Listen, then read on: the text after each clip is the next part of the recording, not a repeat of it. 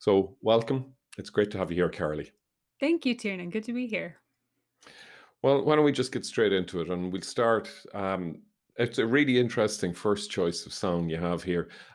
This is, I suppose, from a version I think of. I think what's kind of interesting about this song is that it takes us sort of from Laurel Canyon, uh, sort of in LA. And we'll be going back to LA as well, but a different part of LA Yep. as part Yeah. of this as well. So let's start off with the Eagles. So, the first track on Carly's list is an old one, relatively speaking, from 1973 from the Eagles' second album, Desperado. So, Carly, Desperado, the Eagles? Yeah, I know this is an LA song, but I think of Desperado, and even the word desperado is a very Texas kind or Southern kind of word and feel to that song. I think it's me projecting. I One of my earliest musical experiences is this song playing on the radio when my dad was driving me to primary school, and he is a great singer, and so he would play the song, we would harmonize to it, and I just have this really sticky memory of that, and of course, this was in, Dallas, Texas, and I think I just maybe have mixed up all of those memories, but to me, Desperado is this very Texas kinda song, and it's indicative of my childhood, but I think the harmonies in that what I remember is that well, the harmonies of the Eagles in general, I think, are fantastic, and, you know, being a musician now, looking back on that, it seems like that probably really influenced, how I write harmonies and how I hear harmonies, yeah, so I love that song, I can't help but sing it, and the lyrics are great too. You're right. I think about Desperado is I mean, obviously as well, the album cover is very evocative. Mm, For anyone who doesn't know the album cover, they're basically lined up like a series of outlaws from the 1870s, 1880s, or something. Um, yeah. but you're right. I mean, I always felt. I remember having the album, like the physical album, and you'd be just looking at the cover and thinking this was so removed from my experience, and obviously it was an artifice, but at the same time, it really is extremely, extremely evocative. And I think there's that kind of early 70s thing about it. It's the harmonies, and there's so much space in the song, I think, as well. It doesn't feel like Yeah. it's crowded in on top of you. It just feels as wide open as Texas. So, Carly, then tell us a little bit about if this was a song that was you heard in the car going to school. What other music were you hearing, or what music were you hearing at home or playing at home? Yeah. My dad is quite musical, and he used to be in a band, that would play college parties and things like that, and I think they were kind of in this style in a very kind of rock vein, so my dad had a lot of I remember our big, drawer of cassette tapes, we had this big um, console system, with the TV and the big stereo and all the drawers of cassette tapes. So there was a lot of like Cream and Clapton and the Eagles and the Beatles, and I got really into Three Dog Night and the Doobie Brothers very early. And those are really good harmonies too. And being in pop choirs and in high school, I think I pushed through my agenda on a few of those and got some of those Three Dog Night songs in there because 'cause they're just so fun. And yeah, so I grew up on a lot of that kind of rock thing, which was really But fun. they're also very American. I mean, I think that Yeah. I wasn't laughing at Three Dog Night per se, but it's one of those things that because when I lived in the States for a number of years, one of the things that always baffled me was the Grateful Dead. Um, you know, and, and I get it, but at the same time, when you go there, you go, oh, okay, this is a wholly different thing, and I think Are we you like missed the whole out on. fanfare around them or Yeah, yeah, and yeah. like the whole thing, The whereas whole here it's thing. like Grateful Dead, yeah, whatever, and I think Yeah, there's probably a bunch of American bands, say even like the Allmans would fall in there, maybe a yeah. little bit, that they just wouldn't have been as exposed here as they were in the States. But I would say it sounds like your dad's collection and what you grew up on is probably like everyone I knew in the States probably listened to exactly the same sort of stuff as well, I'd say and so. either Yeah. in school or on the way to school or on the way back from school. Yeah, yeah. Um, and I suppose, we'll move on, I guess, but like your second choice of uh to me again, it feels very American. And Mm, this is John Mayer. And it's not that recent. It's not a recent John Mayer. It's one of an older track. mhm, Um, and uh, and I think he probably, he is globally known. But again, I think there's probably something that's a little bit more American about him mhm. than maybe European or worldwide. But the track is Belief. So this is from the 2006.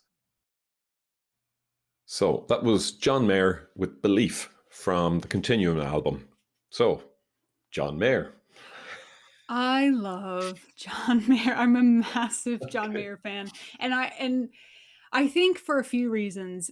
The music primarily, but also because of his trajectory as an artist, I think is fascinating because he kind of came on the scene, at the same time that I would have been listening to my dad's rock records. I also was listening to the radio and what was coming on. And at the time, John Mayer was kind of the almost like a teen heartthrob pop sensation singer-songwriter persona. It was very kind of straight ahead pop is how he was billed. But what's been really, really interesting in the past, 15 years or so is to watch how he's evolved because every album is a little bit different. He has he did a few kind of pop ones, and then he did this blues trio that's one of my favorite albums of all time, called him the John Mayer Trio. And then he's done, a country album, and he keeps kind of reinventing himself, and I love when artists are brave enough to do that, but also I what happened is once he started especially doing the blues stuff, people started realizing, oh, he's an incredible guitar player, and I would venture to say he's one of the best guitar players of our generation. I think if you listen to there's an album from, I think it's 2007 called Where the Light Is, it's a live album in LA. There's a song called Out of My Mind, and the guitar playing on that is just one of those things. If you're into guitar, or really honestly into music at all, you sit back and you can close your eyes and just kind of go to another world. It's just he speaks this language through guitar that's amazing. But I just love that he started out as a kind of straight ahead pop guy, and he's a hugely serious musician and an amazing lyricist as well. He's kind of this total package of musicianship, and it's kind of intimidating but also amazing. This particular song I love because of the lyrics. And I think it's a really interesting song for people to meditate on today. I mean, this tune, did you say 2005 was this album or 2006. something? 2006. Mhm. Um, so it kind of predates some of the stuff that we're dealing with now, but I think it speaks to it really well. So the first few lines of this song are, is there anyone who really remembers changing their mind from the paint on a sign? Is there anyone who really recalls ever breaking rank at all for something someone yelled real loud one time? Everyone believes in how they think it ought to be, but no one's going quietly. And I mean, how genius, it's poetic. I think it's kind of annoying that someone can be so good at guitar and songwriting and also be kind of a poet in their lyrics. That whole song just um, speaks to this kind of futility of kinda yelling our opinions everywhere, and what exactly does it serve, is a really interesting question to ask now. Don't know the answer, but he doesn't know the answer either, he's just kind of putting the question out there. I just remember as kind of an adolescent, being in my bedroom listening to, before all the crazy social media distractions, just putting that CD in the CD player and listening to the whole album, and particularly this song, kind of staring up at the ceiling and meditating on those lyrics, I think was really profound. And as an artist now, I'm really into lyrics. I make sure that the lyrics are kind of the foundation of all of my work, and I think in some ways I can credit that back to John Mayer. Wow. John Yeah. Mayer, who'd have thought? But I think you're right. I think what's interesting about him is that I think people's initial take on I would guess when you mention the name John Mayer is that he's sort of this blue-eyed soul. Yeah. It's kind of coming in from the pop side. It's not too hard, not too. But I think what's really interesting, you're right about him, is that he he he hasn't stayed where he started. Yeah. He's gone on this really interesting journey that's taken him lots of different reasons, lots of different directions. And I Yeah. think what's interesting as well is that his guitar style is uh, it's extremely understated, Mm. um, but quite complex. So it never Yeah. feels like, okay, here comes the guitar solo, and I have to Exactly. slide across the stage like Eddie Van Halen on my knees or whatever, or come, because the style, Yeah. it's almost, it's quite liquid, the way the way the notes run into each other. So there's nothing jarring about it. And yet it's quite complex. The pieces are really complex. And even like the guitar solo in that song, it's really short, Yeah. not showy, but it works so well with the track. I think you're exactly right, and when was it was probably around this time when I started picking up the guitar and trying to learn, and I had this whole album had a book, with all the music written out, and so I tried to play Mm. guitar. Because it's exactly as you say, it's almost deceptively simple, so I was like, "Oh, great, I'll just get a John Mayer book," and it was so hard, and I failed really badly at trying to learn guitar through John Mayer just because it was so above my level, but it's so accessible still. So it actually made me appreciate it more, probably. Yeah, and I think what's interesting as well, because I think like he's probably like maybe like Gary Clark Jr. as well, where you get Mm, these, they're the younger type of guitar player, and I don't know that it's fallen out of favor, but it's just not as at the center of music as it would have been, say, 20, maybe 30 years ago. That the guitar mm, player would be uh, the focus of most of what we were listening to. And I mean, yeah, obviously, it's still there, but it's just really interesting that there are still younger players who are exploring that format, if you want. And I think you're right as well. He's approaching stuff in his lyrics that certainly maybe people would belied by the quality of his voice, and maybe just simply, oh, he's just a pop singer, or he's just mhm. another of those blue-eyed soul guys. But I think you're right, when you start listening to the lyrics as well, there's an awful lot more on offer there as well. Definitely, especially if you think about that first single, which was, "I wanna run through the halls of my high school and scream at the top of my lungs." It was a Yeah, very straight ahead pop thing, yeah. and then the next album, or maybe the one after that, was this, And even on that album that had that first single on it, there's some really thought-provoking stuff, so kudos to him for that. So your next two songs, I think it's probably worthwhile considering them almost as a pair. And maybe what we could do is we can play the two of them together, maybe, and then come back. Okay. Um, and they're separated, by 70 years, I would say, maybe 60 or 70 years, I think, separates them. But but there's so much more that connects them than separates them.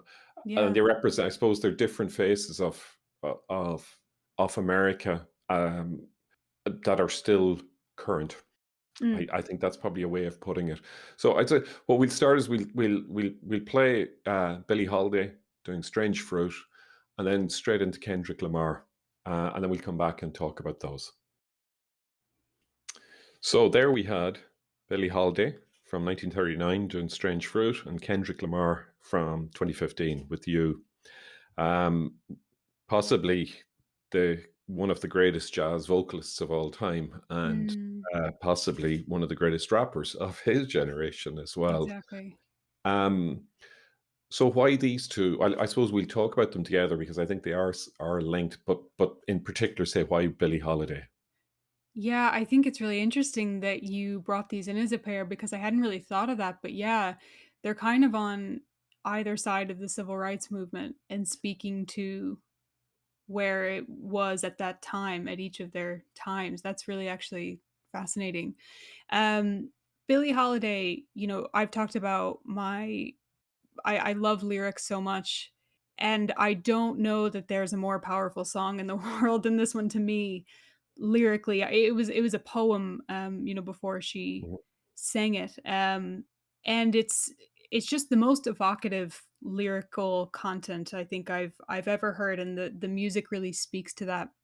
And the way that she sings exactly is just there are certain versions of this song where there's she kinda growls, and it's really, really, passionate and raw because this whole subject matter of African Americans in America being lynched, which is what the song is about, and it's a vivid description. There's no the whole song is a symbol, but there's really no vagueness about this. You know exactly what she's talking about, and to describe it so explicitly is just it's it's almost unheard of because we kinda try to shy away from that kind of thing. You know, I think in America, we know that those things happened. We might even study them, but having them, brought to us so explicitly, there's this huge power in that. And of course, this song was something that she was banned from singing, and a lot of artists were banned from singing in certain clubs at the time, and she did it anyway, is just amazing. I think it was, a big part of, the civil rights movement at that time. So every time I hear it, it's almost like I have to pay homage to, yeah, her as an artist and the song itself, but honestly, everything that it speaks to. I think it's hard to listen to that song and do anything else. It's hard to listen to that song and not be moved, you know? I'm so moved by that one. Yeah, I agree. I think, and it's a song probably that a lot of people would know. They'd know the melody definitely, and I think certainly, events of recent years, particularly in the United States, would still say that it still has a huge currency as well. Yeah. That it's not an archival piece, and I suppose that's maybe why I wanted to pair it with the Kendrick Lamar, is because he is so overtly political in Yeah. his work.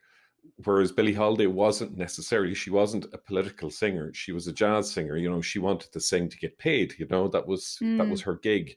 Um, but as you said, I mean, I think her connection to this song was so strong, and she made it her song. And as you said, it was a poem, but then I suppose the nature of the material and the way she delivers it as well. yeah, Um, it's a beautiful piece of art as well as a beautiful piece of singing. It's really good singing. Because I think that can still move us, and the melody can carry us along as well. But there's this much starker, very explicit message in it as well. And then definitely, I yeah. think that, when you get on to, to Kendrick Lamar, and particularly say like To Pimp a Butterfly, how important that album was, to everyone, it seemed, in the United States, from the president, Yeah, the, yeah, the president down, um, uh, but again, I think what's interesting there is he seemed to come out of, not that he came out of nowhere, but he came out of the mixtape kind of approach. But when mhm. this album came, it really was just an astonishing piece of work, wasn't it? I think I'm kinda even struggling to find words for it because I think, yeah, when you listen to it, you have to almost process the whole thing. There's so much being said in it. Mm, There's so much meaning in it, and there's so many different things happening. Um, Production-wise and with Kendrick, I actually think the team of Kendrick and Top Dog, his producer, is what makes Kendrick Lamar the this, album and all of his albums really was the kind of the first thing that got me into thinking about musical production as an art as well. There's a line on that album in one of the songs, "Look both ways before you cross my mind," and the way that it's produced, the way that it's panned is that I think it goes from your left ear to your right ear when that line happens, so the sound literally crosses your mind when he says, "Cross my mind." It's just that kind of stuff I was like, "Oh, right. Okay, so this is an yeah, art form as well." But then Kendrick, I what I absolutely love about him, we were talking about John Mayer kind of reinventing himself and going through these different genres. What I see in contrast to that is Kendrick almost dealing with every single bit of part of himself in one, like at one time, and really I what I hear when I listen to him is this kind of struggle to suss out what parts of him to honor at different times and how he's thinking of himself. Like he comes from this world which a lot of us don't know, but is very kind of, it's Compton, California, in this almost like super hyper masculine environment. And you hear a lot of that in his music, but especially in this song, what I love about it is it's him talking in almost these different voices, and you hear this over his albums. He uses his voice, he kind of almost throws it in different ways. So he's evoking different parts of his own personality and his own self by using different voices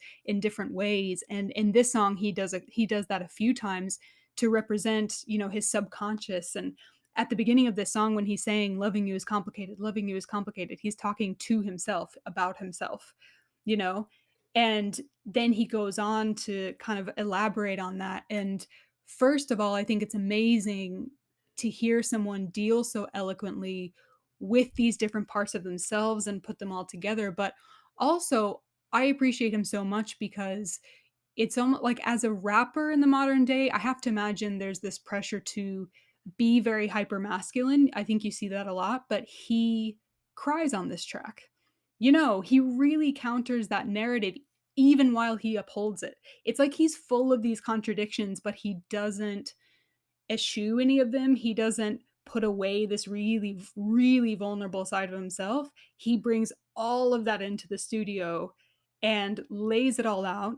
So you get almost every single part of him, but nothing is kind of cheapened. Like that hyper masculine thing is 100% a part of him, as is this super vulnerable, almost like childlike part. That's 100% a part of him. And then the production just puts it in this context that just kind of blows you out of the water, I think, you know?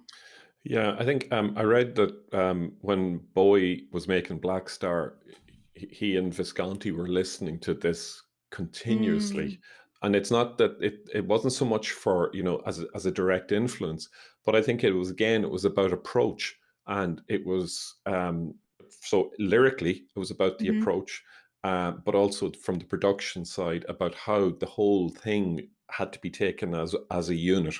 Um, Yeah, and yeah, it would have been an awful lot easier for him to make, a more, if you want, a more traditional sort of rap album, which probably would have been as successful, um, but would have been more masking or just playing into the, I suppose, maybe if we want to say the sort of the stereotypes of that kind of hyper masculine approach. Um, but as you say, what he did was he gives us Kendrick. This is it. yeah, Um, and this is who I am. This is what I am.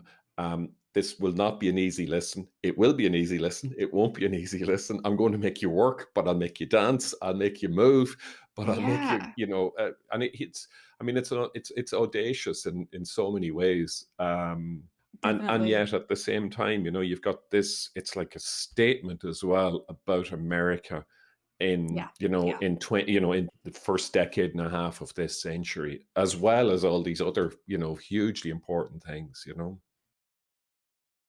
All right, so a change of pace after that, A after little bit. I suppose our middle portion of the session here. And it's a slight change of pace, I guess, but it brings us back maybe towards a little bit something not dissimilar maybe from John Mayer. This is Harry Connick Jr.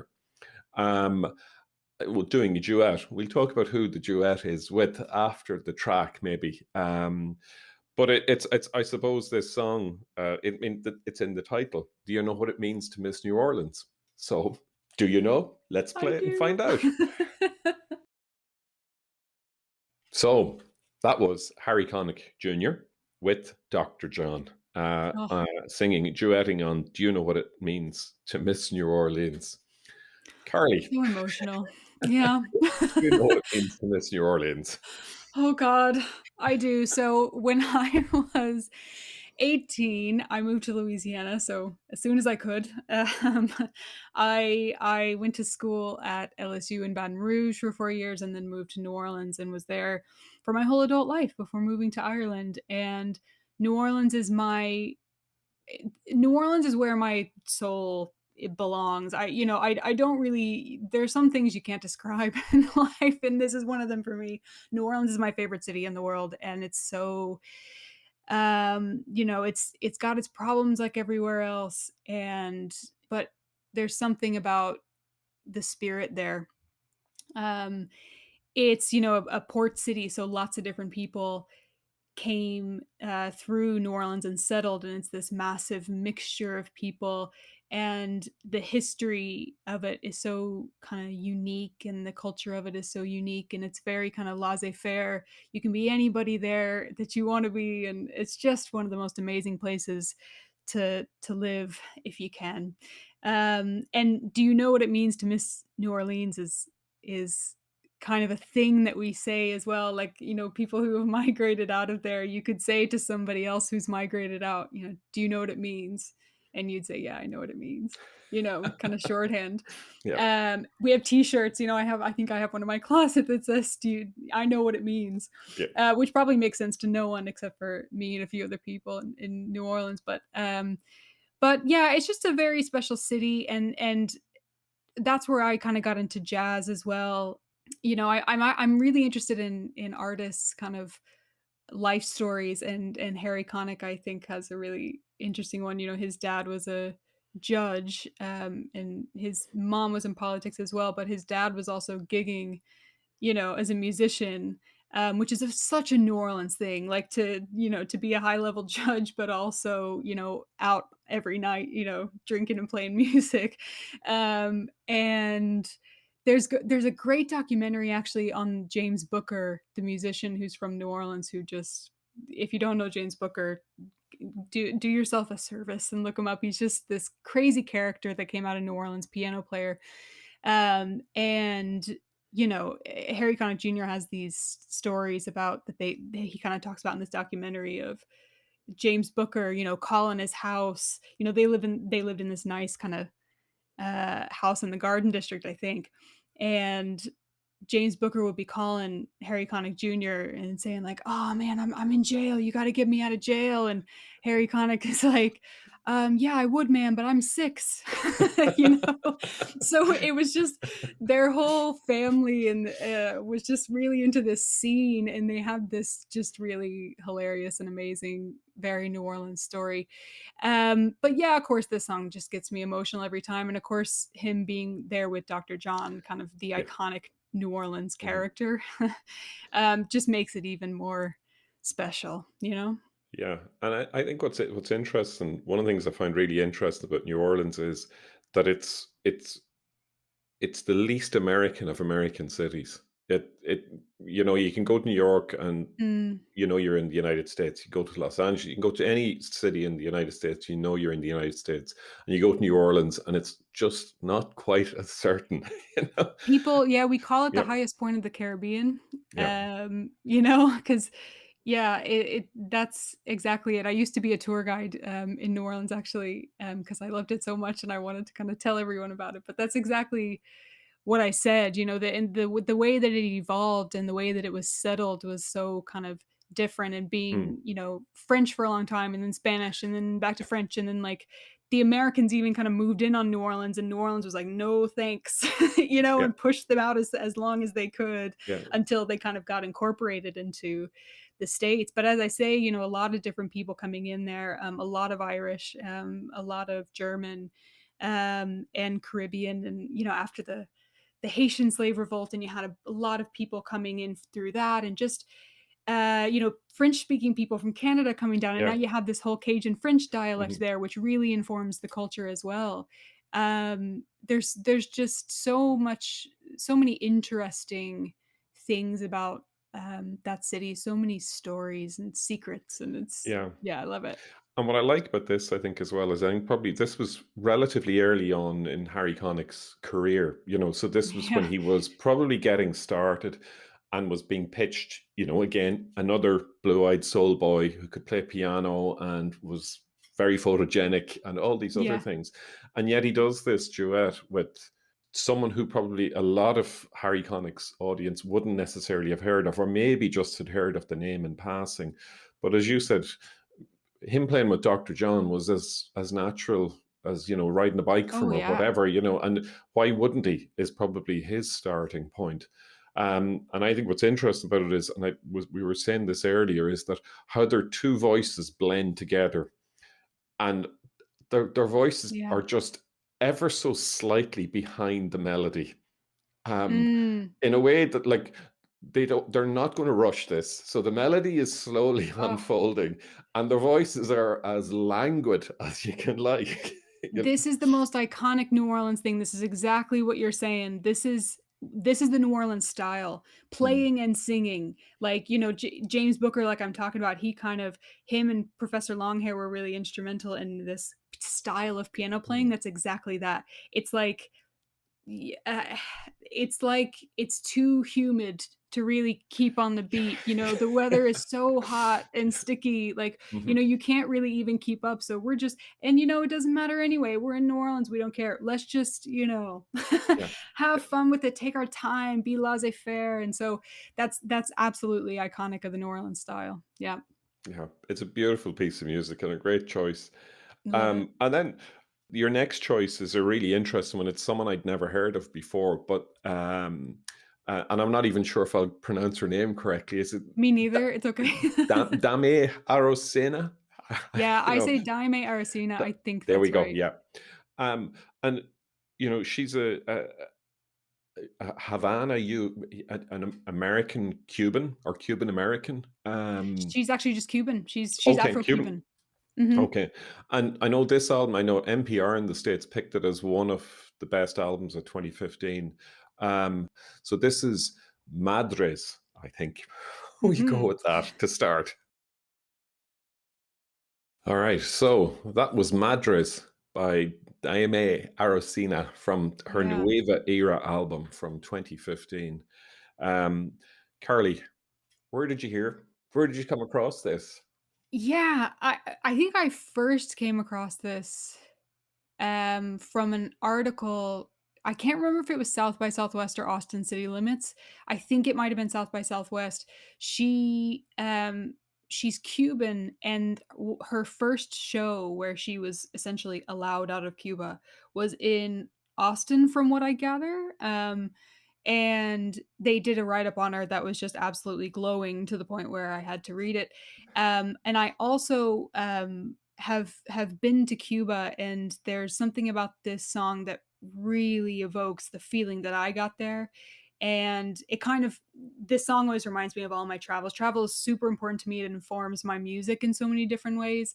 Um, but she is, from what I understand, and I think this was in this article, I might be wrong about this, but I think, in Cuba, being that it's so kind of controlled, there are only a certain amount of people who can really study music and be allowed to kind of do it in a way where you can go and tour internationally. And she's one of these kind of chosen few.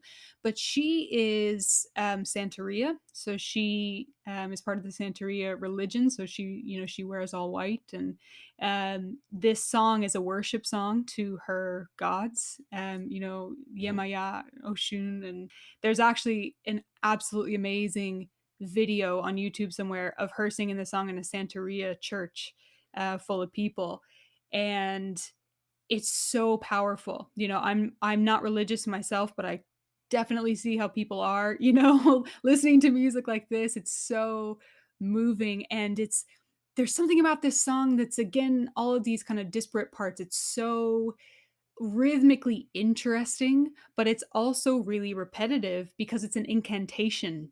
Yeah. She's chanting to her gods, but it's also joyful and free. And I have no idea how she manages to accomplish all this.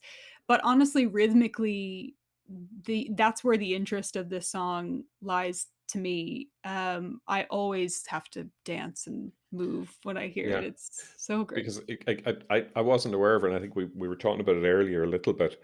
Um, when I was listening to it at first, you're right. You can really get that church component to it, Yeah. because you've got that repetition going on in the background, which would allow, this is like choir singing or Mhm. sacred harp singing, where you didn't need to have a musicians. If you had simple melodies, people could repeat the simple melody and Yeah. keep the simple melody going. But there could be a communion. The song could be sung together as a prayer or as a whatever, as an incantation. And yet, Yeah. I think what you get from this as well is that beat that comes in Oh, is, ah, it's so contemporary, and yet it yeah. fits perfectly. It doesn't feel like it's just slapped on top, or just to Mhm. so we can get a few extra plays. It feels, of course, once it starts, you go, of course, that's what's going to happen. And then Yep. it kind of, I think you're right, it drifts off to West Africa and then drifts back in. And in a way, I Yeah. think as well, I think it fits really nicely with the Harry Connick song, because there's maybe something not dissimilar about uh, Cuba and about New Orleans in terms of how Mm. music, where the populations came from and how the populations grew. That it's these funny mix of really interesting blends of people and really interesting blends of music coming together with heat. I think, Oh, with yeah. oppressive heat. So again, there Yeah. doesn't she's in no hurry to get through this. It just Yeah. feels so, again, it's just so languid, and yet, you can't help but want to move to it. Oh, yeah, it's a fascinating observation about kinda New Orleans and Cuba and really African inspired, Mm. all of it. Yeah, so that's exactly it. I think, like, we kinda joke about the weather, but I wouldn't be surprised if this was a massive factor in the Yeah, music of kind of yeah, this whole yeah, region, yeah, yeah. yeah. It's gonna be hot all day, so let's not burn Yeah, ourselves out in the first there on the you first go. song. Yeah, Okay, and for our next track, we're coming to Ireland. we are. And we're going to Wicklow. This is Hozier. So this is work song from Hozier's first album, I guess. From actually, I couldn't believe it. It's 7 years ago. It's 2014. This album came Yeah, out. So yeah. let's hear some Hozier doing work song. Okay, so that was Hozier doing work song. So, Carly, over to Yeah. you. Yeah, so this I know we've hopped over to Ireland with this, but it still to me is very much in that blues and kind of Southern American tradition. And I know he's said a lot in interviews that he's very influenced by that, and maybe that's why it resonates with me, is it kind of enfolds uh two parts of me, in that way.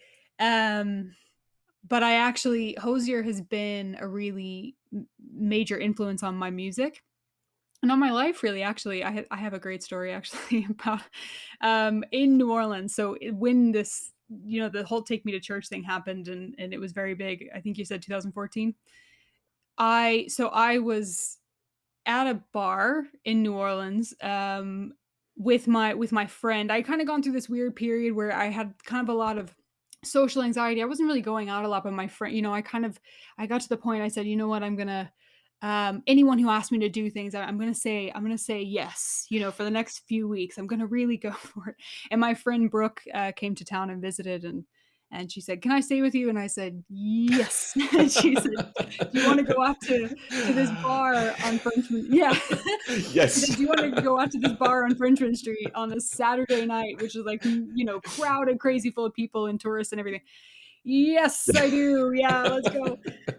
So I wouldn't have normally found myself at this place at this time, but I was, with my friend, and I was at the bar, and I looked over at the corner booth, and I saw Hozier sitting there, and I was like, Surely that's not like, this is a mirage or something." But he's very distinct looking, I was like, "I don't think I'm going crazy." Mhm. So, it happened that it was actually Jazz Fest at the time, and he was playing Jazz Fest, but what was really interesting is that nobody else in the bar recognized him. Now this is a huge, popular bar, Mhm. and it was the height of his fame. I think he was number 1 on the chart at the time, and no one else recognized him. I didn't wanna be that person, who went up and because he was with the whole band and Yeah. everything, but I kinda said, "Well, I mean, if he," I was kind of really well positioned between him and the bathroom. So, I was like, "If he gets up at any point, I might just kinda tap him on the shoulder and say, 'Hey, I'm a big fan.'"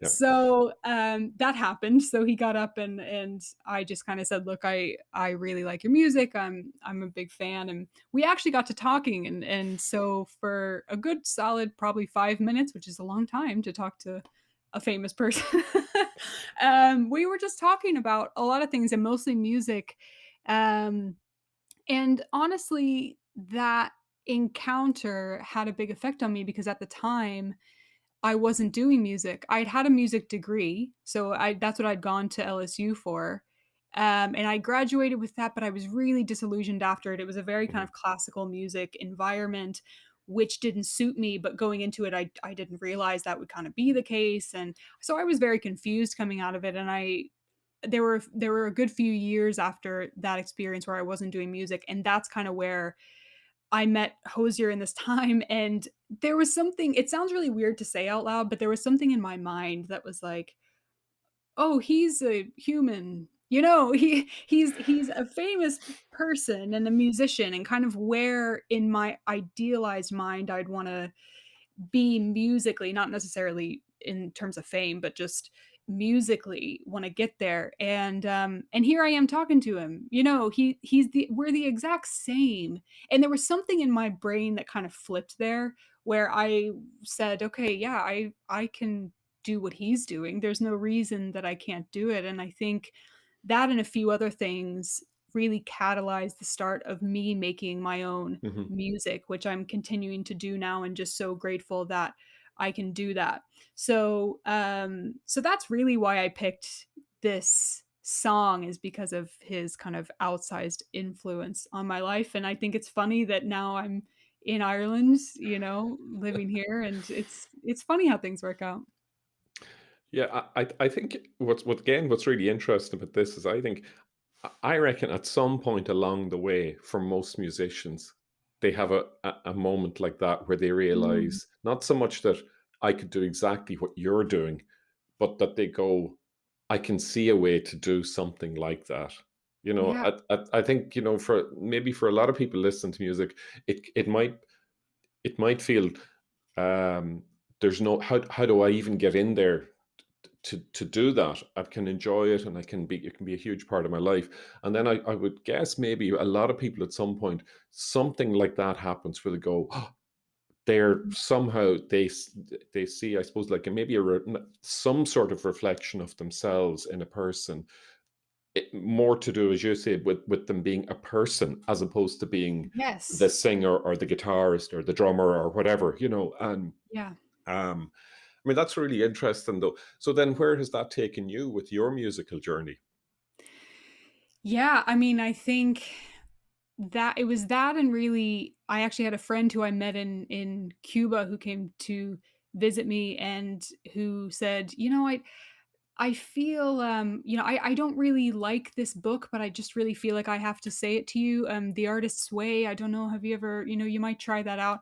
Then The Artist's Way turned out to be a huge catalyst for me making music as well. It's just kind of a creative recovery tool, is kind of what it's called, you know. So between those two things to where I am now, it's been a huge feels like a very slow process, but it's been very rewarding because I was able to, when I actually came here for the first time, I had a very long walk from where I was staying to work and back, and it kinda cleared my head and made space for all those things that were catalyzing this music in my head.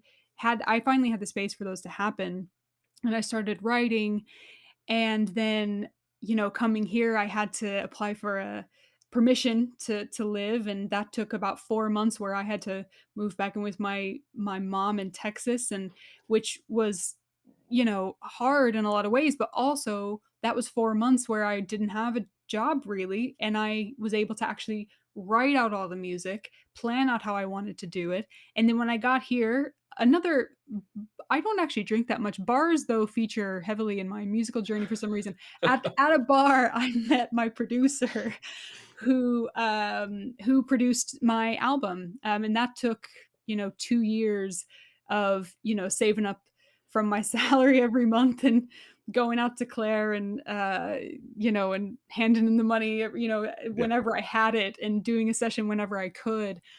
And making that album, which has been one of the huge achievements of my life. Now, it came out the day before we went into lockdown, but that's another story. It actually was fine because I wasn't even really planning to gig that much. I just wanted to have that expression and that autonomy, and have all these musical influences and life influences, things that had happened to me to be processed and put out into the world. I felt like that was really important. And so, yeah, now I'm still writing and I'm making an EP now.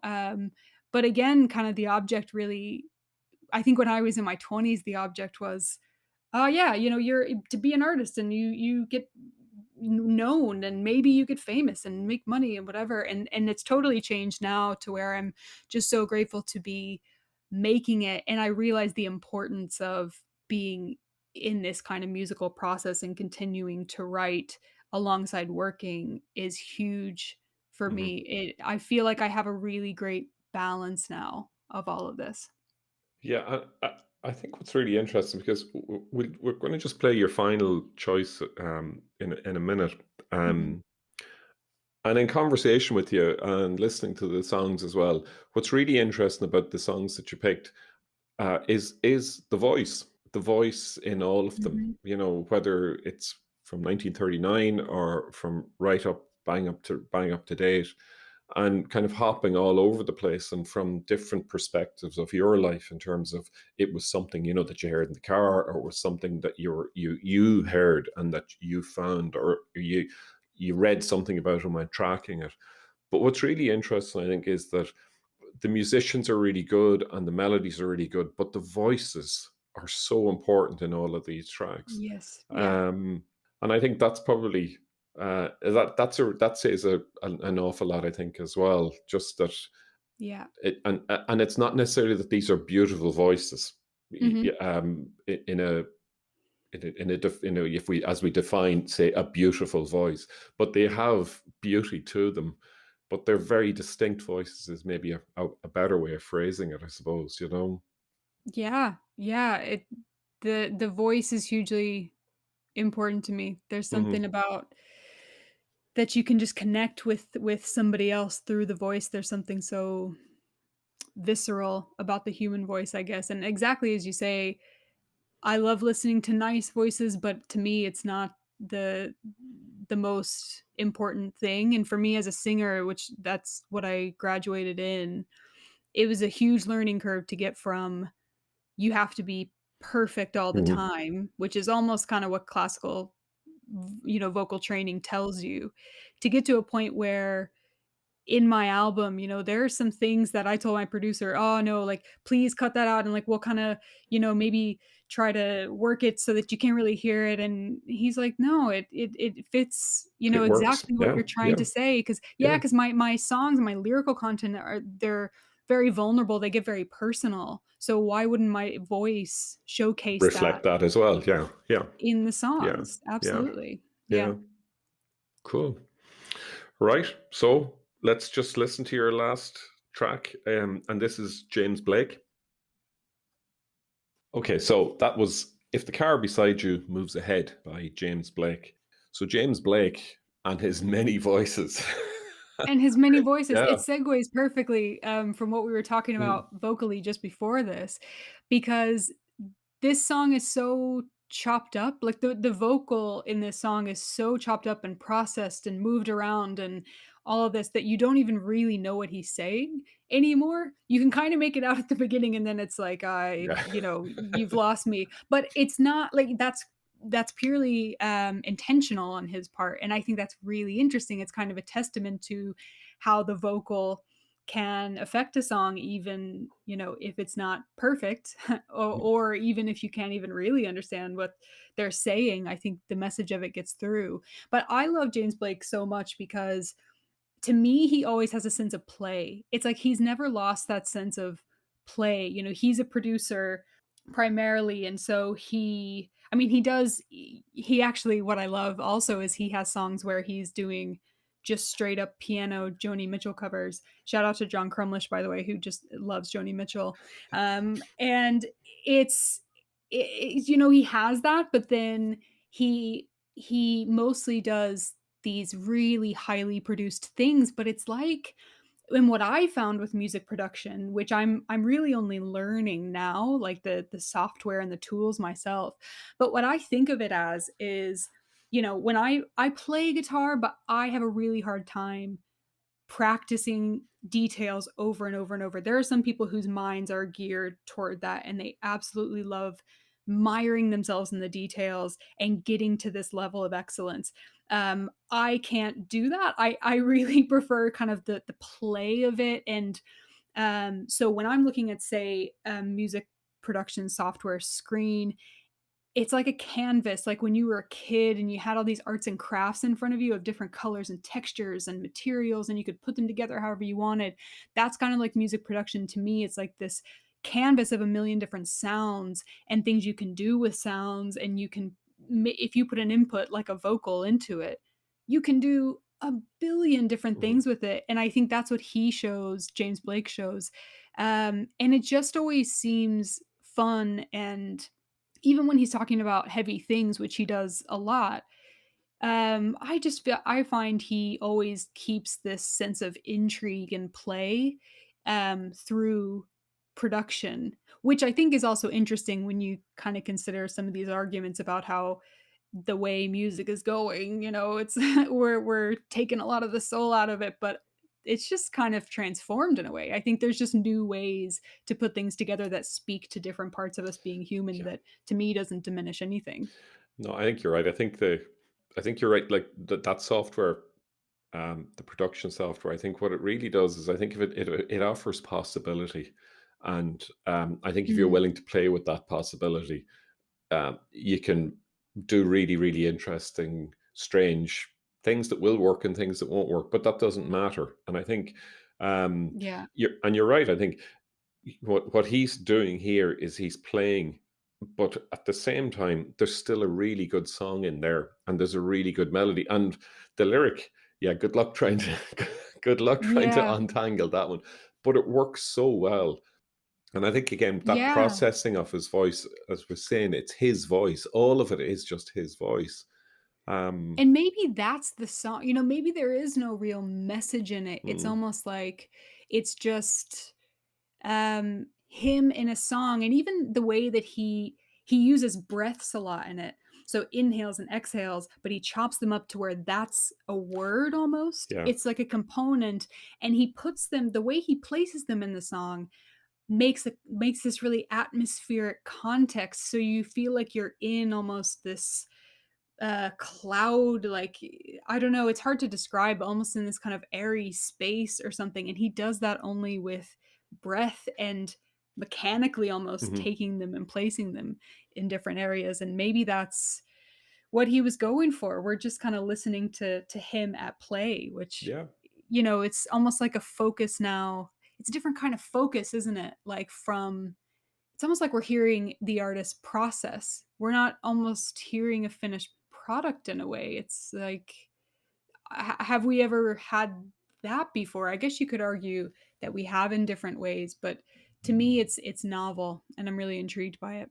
Yeah, and I think what it does is it shows that, I think, like, say, you could not compare it directly, but I think it's a sort of the same sort of space, say, as Brian Wilson was occupying when he was putting Pet Hmm. Sounds together, because what he was doing was trying to get the thing that was in his head out in whatever way that meant, and if it meant, the Exactly. bass was in G and the guitar was in F sharp, so what, Mhm. because it worked in his Yeah, head, yeah. so. And I think probably, you could probably go back through musical history and going into tonal and atonal music where people say that doesn't work, but it works. And I think maybe, Mm, Blake is an expression of that, I suppose, in some ways, that he's at play, and his studio, instead of necessarily being at play maybe with a bunch of musicians, he's at play with the mixing desk. But it's equally valid, yeah. and it's creative. This is a creative expression, which also gets you moving, and, Oh, you yeah. know, Oh, yeah. Definitely, and it's so it's not commercial as an well, which is academic interesting. exercise. It's not just I'm doing this as No. an exercise to prove it can be done. It's just, Definitely yeah, not. yeah. Yeah.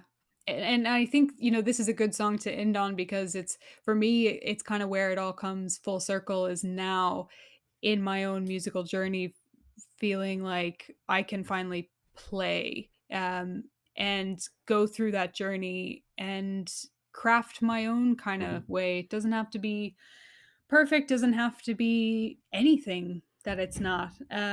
So I feel like I can finally kind of understand that on a visceral level and use that to my advantage. So excited to see what comes of that.